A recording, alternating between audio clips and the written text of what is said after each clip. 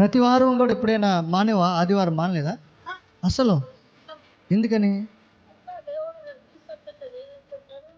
గట్టి చెప్పలేదు ఒకసారి.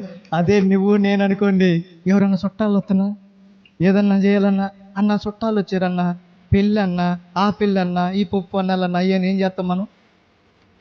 ప్రార్థన అయినా కూడా మానేస్తాం. ఇప్పుడు మాత్రం నన్ను వదిలిపెట్టాల. ఈ రోజు కూడా నా పిల్లలందరూ మంచిగా ఉండాలి. ఇప్పుడు అందరూ ఆమె ఒక అబ్బాయి ఇప్పుడు ఎవరో పోలీస్ ఆఫీసర్ అన్నారు. ఏమో ఏ పోలీస్ ఆఫీసర్? ఎస్ఐ అయ్యాడా? ఎక్కడ? ఏ రాష్ట్రం? బొంబాయిలో ఎస్ఐ అంట. గట్టి చెప్పలు కూడా ఒకసారి. మనవుడు కొడుకేమో కాలేజీ లెక్చరర్, ఇంకా కుమార్తె ఏమో మంగళగిరిలో బ్యాంకులో ఏదో చేస్తూ ఉంది, ఉద్యోగం చేస్తూ ఉంది.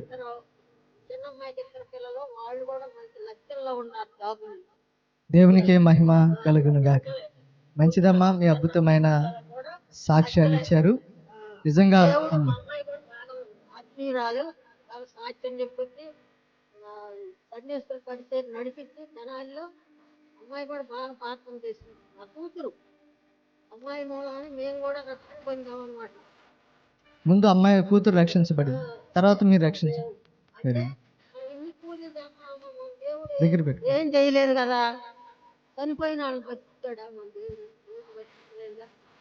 చనిపోయిన వాళ్ళని కూడా బతికిస్తాడు అని నా కూతురు నమ్మి మామూలు కూడా తీసుకెళ్ళి నడిపిస్తున్నాను. దేవునికి మహిమ కలుగును గాక. మనవరాలు కూడా ఒక అమ్మాయి, ముగ్గురమే, కూతురు నా మనవరాలు యేసు ప్రభు నమ్మి రక్షణ పొందాలని మాకు. థ్యాంక్స్ అమ్మ. చాలా అద్భుతమైన సాక్ష్యం. ఏంటి చెప్పలు కూడా ఒకసారి కూర్చోండి. ఈ వయసులో 73 సంవత్సరాల వయసులో కూడా మోకాలు ప్రార్థన, కన్నీటి ప్రార్థన, ఆమెకు ప్రార్థన చేయమని అవకాశం ఇస్తే మిగతా వాళ్ళకి ప్రార్థన చేయక్కర్లేదు. అంత గొప్ప ప్రార్థన పర్వాలు. మనతో ఈ సహవాసంలో ఈ కాన్ఫరెన్స్ కాల్లో కలవటం చాలా మనకు సంతోషం, అదృష్టం. ఇలాంటి ఆత్మీయులు, ఇలాంటి పెద్దలు, అనుభవజ్ఞులైన వారు ప్రార్థనలో మనం కూడా ఉంటాం. వారి కింద నేను ఏ పాటి వాడిని, మనం ఏ పాటు, అంత పెద్దవాళ్ళు కూడా మనతో పాటు ఉంటుంది. చాలా సంతోషం. నిండు వందనాలమ్మా, నీకు నిండు వందనాలు.